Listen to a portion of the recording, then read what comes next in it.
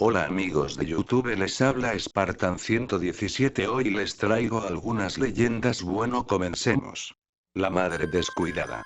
Natalia era una madre feliz, trataba a sus tres pequeños con gran ternura y comprensión, aunque más de una vez la pudieran sacar de sus casillas. Los dos primeros de sus retoños vinieron casi seguidos, 6 y 7 años, y la tercera, una preciosa niñita de 7 meses, que aunque inesperada, fue recibida con el mayor cariño y amor que una familia le puede entregar. El único pero que le podía poner Natalia a su abundante familia era que su marido casi no pisaba su casa. Su aburrido trabajo como contable les daba una cómoda posición social, pero le mantenía ocupado todo el día, e incluso cuando estaba en casa siempre estaba rodeado de papeles del trabajo. Por lo que Natalia tenía que ocuparse de sus hijos sin ninguna ayuda, y en algunos momentos eso podía ser extenuante. La noche anterior al fatídico día, la más pequeñita de la casa había decidido celebrar un concierto nocturno y Natalia casi no pudo pegar ojo. Agotada y casi arrastrándose, llegó a la cama a las 4 de la mañana tras dejar a la niña en la cuna. Cuando se empezó a quedar dormida, escuchó el grito de su segundo hijo en la habitación contigua. De un salto se levantó y fue corriendo a la habitación que compartían sus dos hijos mayores, y se encontró a Mario el mediano en edad, visiblemente asustado y llorando sobre su cama. Parece que había tenido una pesadilla y del susto se había hecho pis encima, algo que por desgracia se había vuelto muy habitual desde que nació su hermanita. El niño se había convertido en un príncipe destronado y su comportamiento dejaba mucho que desear, y era capaz de cualquier cosa con tal de llamar la atención. Natalia, agotada y sin pensarlo mucho, comenzó a regañar a Mario delante de su hermano Julián. Como te vuelvas a hacer pis en la cama, te voy a cortar el pipí. Ni siquiera tu hermanita me da tanto trabajo como tú. El niño lloraba desconsoladamente mientras su madre cambiaba las sábanas y le daba la vuelta al colchón. Casi sin darse cuenta eran ya las 5 de la mañana y Natalia aún no había podido pegar ojo. El biberón de las 6 de la mañana y preparar el desayuno a su marido e hijos hizo el resto. No pudo dormir en toda la noche. Lo peor de todo es que los niños pasarían todo el día en casa, ya que estaban de puente. Una festividad que parece que no respetaban en la empresa de su marido, el cual fue a trabajar como cualquier otro día, dejándola al cuidado de los pequeños durante todo el día. A media tarde, y aprovechando que Mario, agotado por la noche anterior, se había quedado dormido en su habitación, comenzó a bañar a la pequeña Clara. Era el momento ideal, pues Mario estaba insufrible y si no le vigilaba a cada paso era capaz de incendiar la casa con tal de llamar la atención.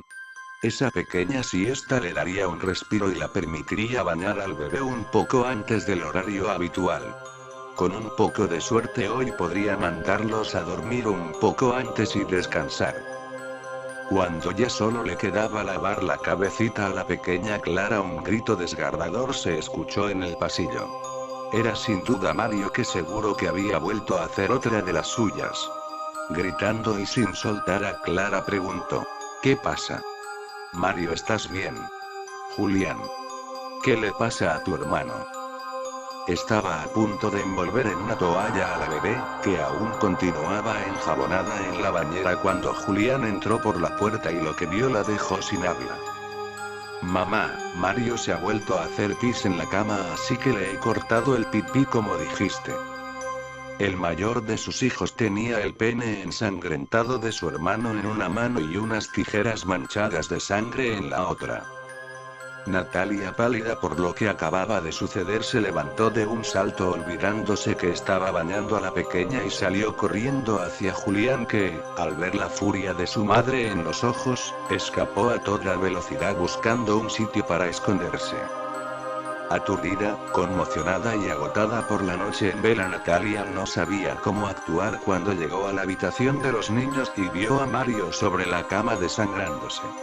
Tras abrazar fuertemente a Mario, le cargó en brazos y bajó las escaleras camino al coche. Su única opción era llevarle al hospital inmediatamente. Cada grito de dolor del niño bajaba en intensidad, la pérdida de sangre le estaba debilitando y sabía que tenía pocos minutos antes de que muriera desangrado. Arrancó el coche y pegó un acelerón saliendo el vehículo impulsado como si diera un salto al pisar un fuerte bache y sonó una fuerte explosión. El salto pareció sacar a Natalia de su estado de shock y de repente recordó que la pequeña Clara seguía aún dentro de la bañera. En ese momento se dio cuenta de la mortal imprudencia que acababa de cometer y bajó del coche sin mirar atrás para buscar a su hija. Por desgracia, cuando llegó era demasiado tarde, la bebita de apenas 7 meses no tenía la fuerza suficiente para aguantar tanto tiempo sentada sin perder el equilibrio y yacía inerte boca abajo en el agua. Los intentos de reanimar a la niña fueron inútiles y Natalia, gritando desesperada, bajó nuevamente las escaleras de su casa con su bebé en brazos camino del vehículo que la llevaría al hospital. Pero aún le quedaba una última y macabra sorpresa. Al acercarse al vehículo todoterreno que conducía, se dio cuenta de que había un brutal charco de sangre en el suelo. Al principio pensó que sería la sangre de Mario, pero al acercarse pudo constatar que bajo el coche estaba el cuerpo inerte de Julián, que al parecer se había escondido bajo el todoterreno para evitar que su madre le pegase. Con tan mala fortuna que al arrancar esta a toda velocidad una de las ruedas le aplastó el cráneo, reventándolo y desparramando sus sesos por todo el suelo y causando la terrible explosión que Natalia había escuchado un par de minutos antes. Natalia cayó al suelo de rodillas, su cara no reflejaba ninguna expresión. Solamente se mantuvo en esa posición durante unos minutos hasta que sin mediar palabras se levantó, abrió la puerta de su coche y cargó nuevamente el cuerpo ya inerte de Mario junto al de su hermanita. Entró nuevamente en su casa. Un minuto después bajó de nuevo, cargó el cadáver de Julián y volvió a entrar en la casa cerrando la puerta tras de sí. Por la noche, cuando el marido de Natalia llegó a su casa que estaba a 15 minutos de la ciudad, se encontró el todoterreno con la puerta abierta y a medio camino del garaje, lo que le impedía aparcar su vehículo. Se acercó al coche de su mujer y se manchó el zapato con lo que parecía una viscosa mancha de aceite, cerró su puerta y se dirigió a casa en la que todas las luces estaban apagadas. Al entrar gritó: «Natalia, ¿dónde estáis? ¿Por qué tienes el coche en mitad del garaje?». Al dar la luz se dio cuenta de que había un reguero de sangre seca en el suelo que subía las escaleras y dirigía a la planta superior. Asustado corrió tanto como pudo para quedar totalmente impactado cuando al entrar en el baño. Sus 3 hijos flotaban sobre el cadáver de su madre que los había reunido en la bañera justo antes de cortarse las venas.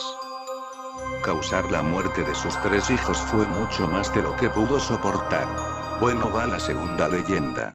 El túnel de los gritos cerca de las cataratas del Niágara. Hay un pequeño túnel que tiempo atrás servía como paso peatonal entre las granjas que había en la zona. Es un estrecho y oscuro paso bajo la vía del tren que une Toronto y Nueva York, en el que habitualmente la niebla impide ver más allá de tu propia mano. En este túnel ocurrió un escalofriante crimen que dejó maldito el lugar y son cientos las personas que aseguran haber sentido una presencia cuando lo han atravesado. Esta es su leyenda. Hace más de un siglo había algunas casas cerca de los alrededores del túnel. En una de ellas había una familia rota por el alcoholismo del padre, un hombre violento que descargaba toda la furia que sentía por su miserable vida golpeando a su mujer y su única hija cada vez que se emborrachaba. La mujer trataba de soportar las palizas y evitar que golpeara a su hija, poniéndose como escudo y diciéndose a sí misma que su marido volvería a ser quien fue cuando se conocieron.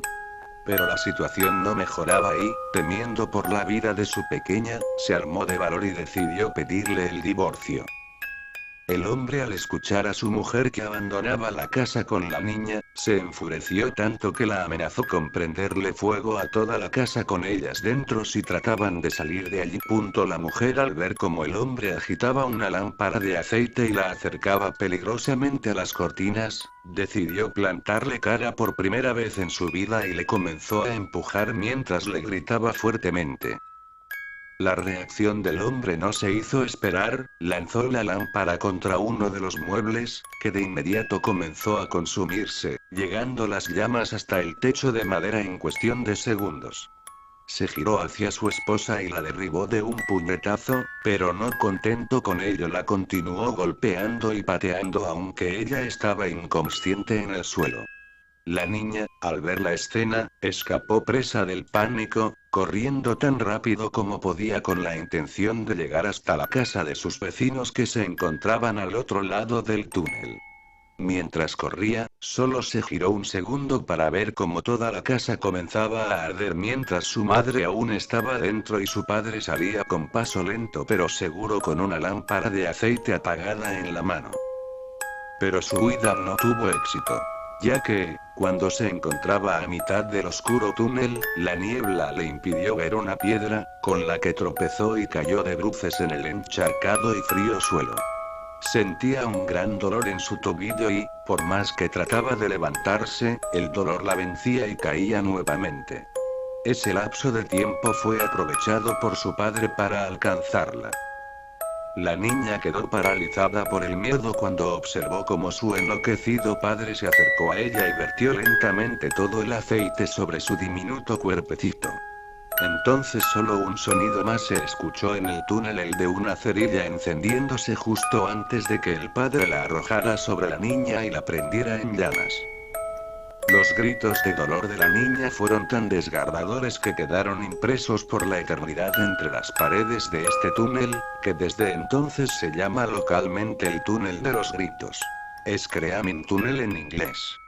El destino del padre nunca quedó claro, unos afirman que regresó a la casa ardiendo y entró nuevamente para arder en las mismas llamas que él había provocado, otros que desapareció y nunca fue detenido.